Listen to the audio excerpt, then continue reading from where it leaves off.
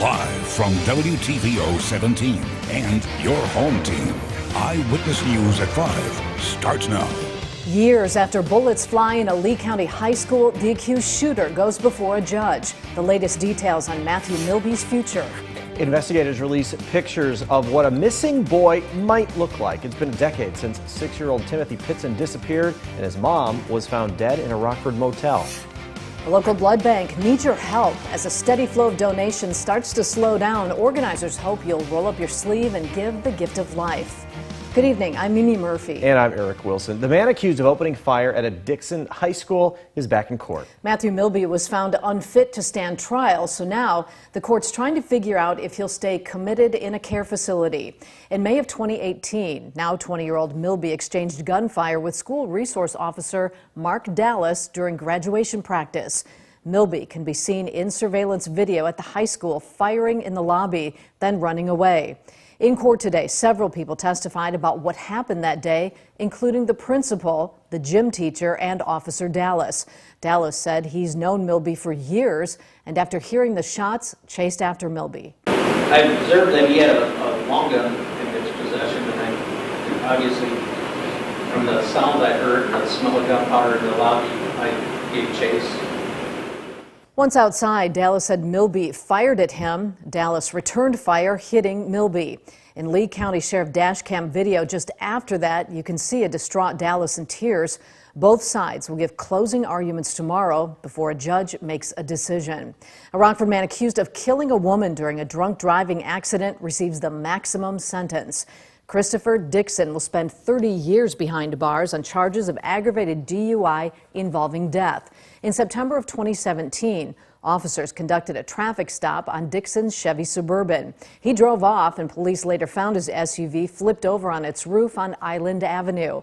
Another severely damaged car was found more than 200 feet away. The driver, 46-year-old Maria Lugo, was pronounced dead at the scene. Dixon will also serve 3 years of mandatory supervised release.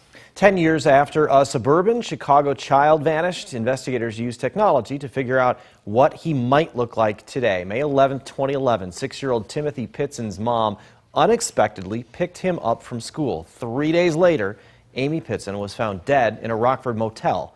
There was no sign of Timothy. Police say Amy committed suicide and left a note that said Timothy would be taken care of. The National Center for Missing and Exploited Children created this age progression image of what 16-year-old Timothy may look like. If you have any information regarding this case, call police. The search for Rockford's police and fire chiefs presses on. The committee in charge of finding the new leaders finalized its goals for the top cop position. Those include maintaining officer professionalism, building strong relationships with the community, fire, and sheriff's departments. The new chief should also ramp up specialized training for officers. Members of Eliminate Racism 815 attended today's meeting and outlined what they think the city needs in order to thrive. Being patient and taking time to negotiate for nonviolent results in standoff situations. Using alternative forms of engagement to address issues of mental health, family stress, suicide threat. Randy Burke is serving as interim chief while the city works to find a permanent replacement. More than a year after the pandemic started, COVID-19 infection rates keep falling. Doctors hope the recent approval of the Pfizer vaccine for kids 12 to 15 will keep that trend going. But not all parents are ready to get their children the shot. To ease their minds, a local pediatrician outlined the process for Ari Bruckman. Yeah, Eric and Mimi, while millions of Americans have been vaccinated, not everyone has been able to. But with summer ahead, teens and even preteens will be able to get protected from getting seriously sick or even dying from COVID. As parents, we don't think they have enough information yet. The COVID Pfizer vaccine is now approved for kids between the ages of 12 and 15, but not every parent is on board yet. As a father of 4, Richard Morrison isn't ready to rush to get his kids vaccinated quite yet. We're declining all offers right now. I mean, even for ourselves, we haven't got it, so it seems like it's too early. Dr. William Rank with Swedish American tells me the side effects for kids are similar to adults and can include things like arm pain or feeling tired. Rank understands skepticism from parents, but says the only way to get back to some normalcy is to have everyone vaccinated. You know, the bottom line is for us to get back to normalcy. That includes vaccinations and a significant portion of the population being vaccinated, and we can only get to that number with including children. I think it's great news.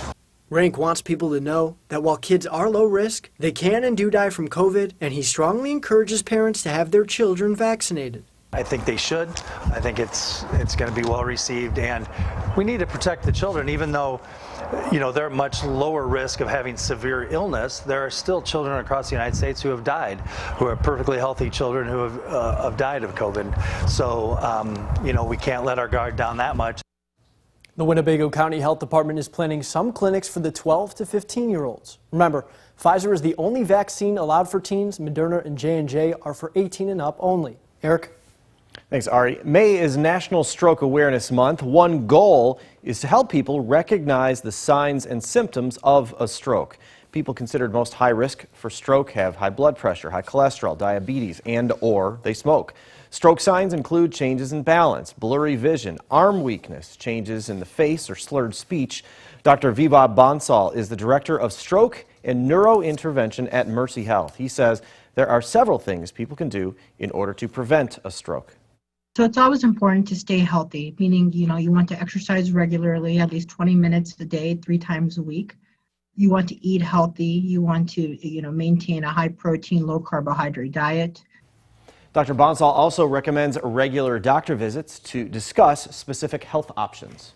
The Rock River Valley Blood Center is asking for your help as blood donations hit a new low. During the beginning of the COVID-19 pandemic, Rock River Valley Blood Center says it received a good amount of donations, but in the last few months, those donations have decreased dramatically.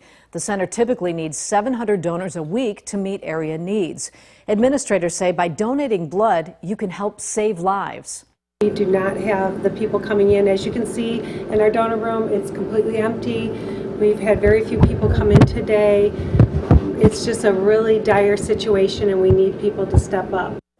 Appointments are preferred, but walk-ins are welcome at the Rock River Valley Blood Center. You can find more information at mystateline.com. Republicans in Congress plan to hold a vote tomorrow that could move to punish Congresswoman Liz Cheney. The Wyoming representative has been a vocal critic of former President Trump's claims the election was stolen and for stoking the anger that led to a mob storming the Capitol. Illinois Congressman Adam Kinzinger said, while the party decides leadership posts in private, this is not a topic Republicans should sweep under the rug. When, you know, people talk about unity in the Republican Party, we can't wash over what happened on January 6th in the election because truth and lies cannot coexist. They simply can't coexist. So it's a fight for the soul of the Republican Party. And to some of my friends and colleagues, I'm sorry it's in the public, but it's the public that make the votes. At least one other Illinois Republican also plans to vote Cheney out. Mary Miller said in part because Cheney voted to impeach President Trump. Before it could become a state-line summer tradition, Pasqua Mercado at Lino's in Rockford was paused due to COVID, but now it's back. The Italian market will be held every Sunday through August 29th. Most of the local farmers and vendors from the 2019 season are back.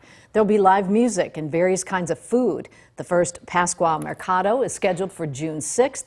Hear from market organizers coming up tonight at 6. The White House says it could take days before operations resume at the pipeline hacked by a foreign body. After the break, the holdup could drive up the cost at the pump. Got another frost advisory in effect for later tonight as temperatures once again fall back into the lower 30s. Find out how many more frosty nights we have ahead. Coming up in your most trusted forecast a little later. You're watching Eyewitness News, your home team with Eric Wilson, Mimi Murphy, Sports Director Scott Leber, and Chief Meteorologist Candice King.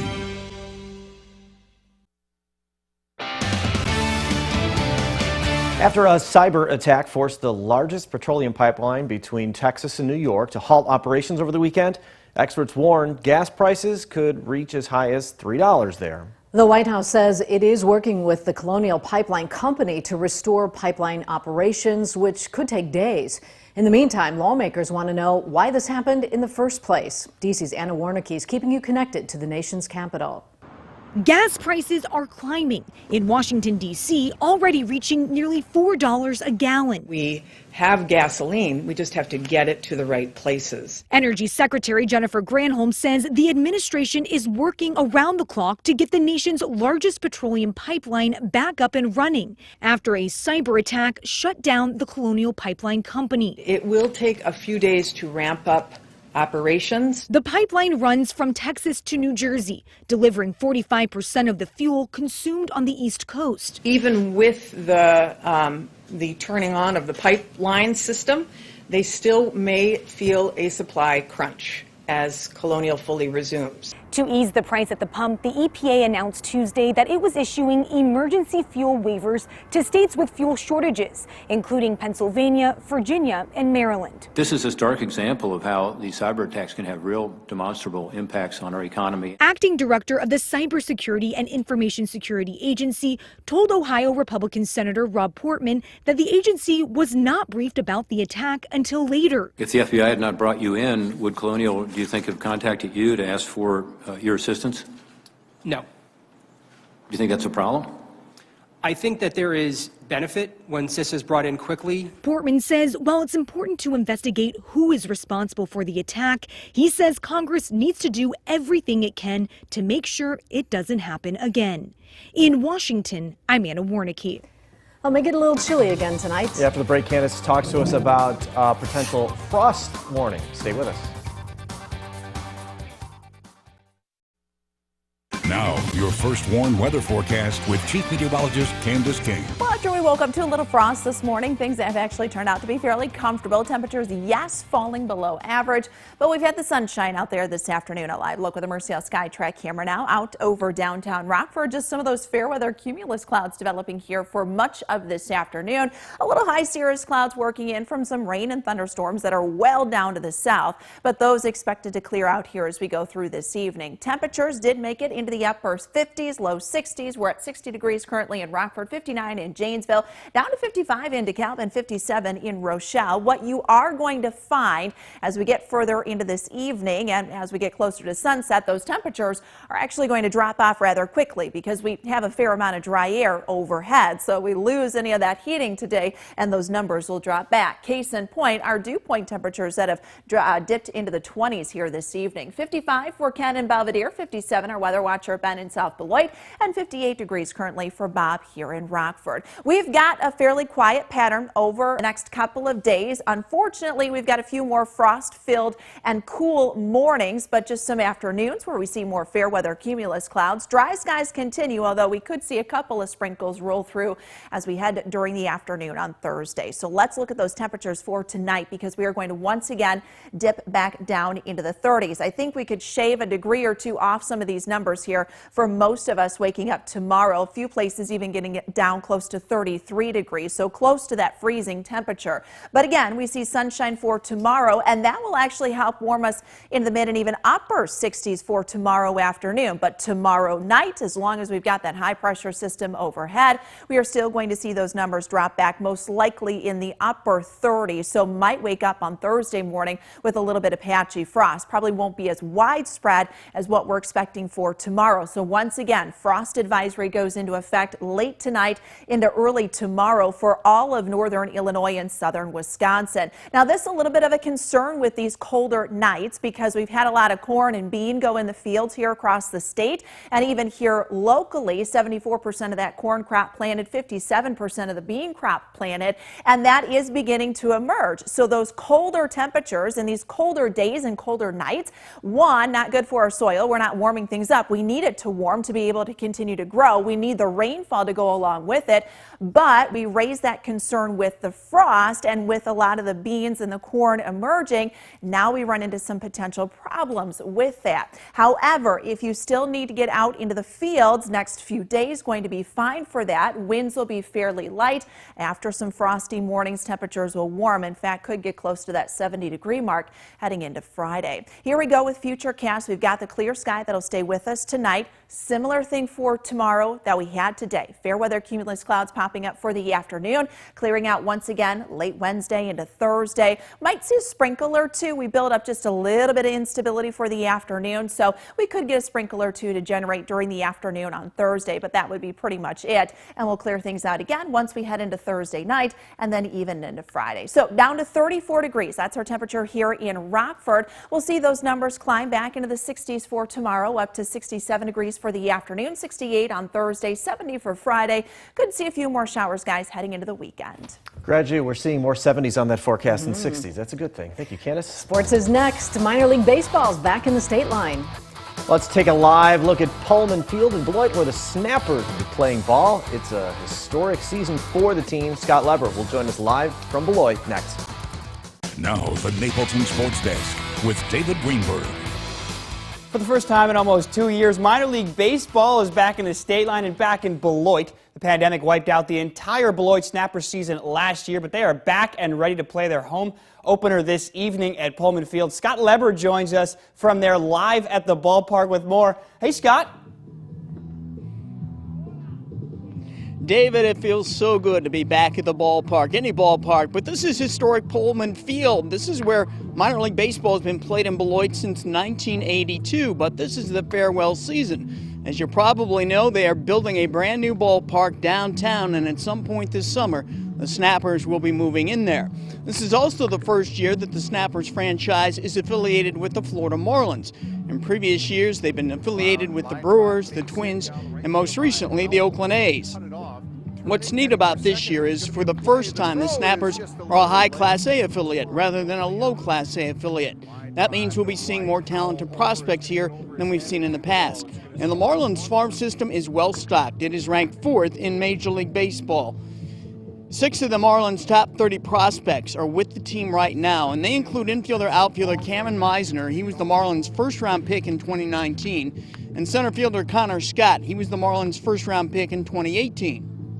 Unfortunately, that talent has not translated to the win-loss column yet. The Snappers' record is 2-4. All 6 of those games were played on the road. As for the new stadium, well, here it is, the latest look at it, and it's coming along very well. The Snappers hope to be playing ball in there at some point in July. It's right downtown by the river. It'll hold 3,500 fans, comparable to what Pullman Field holds. But of course, it'll have all the latest amenities you could ask for in a stadium at this level of minor league baseball. Should be a really great place for the fans to come and watch the Snappers play.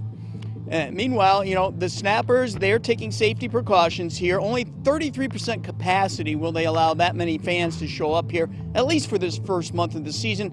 Face masks are mandatory. I'll put mine on as soon as I'm done here. And, of course, the fans will be distanced in their seats. And, by the way, the South Bend Cubs are here to play the Beloit Snappers. So if you want to check out some Cubs prospects, you can do so. They'll be here for the next 6 days. Tonight's game will start at 6:35. David, I'll send it back to you. All right, Scott, enjoy that one. That's it for sports. We'll be right back. Warning interactive radar brought to us by Rockford Auto Glass and more. Things will be fairly quiet for us here as we go through this evening. Frost advisory goes into effect once again as temperatures dip into the low 30s, but warming by the end of the week. That sounds good. Thanks, Candice. And thank you for spending some of your time with us. Stay safe.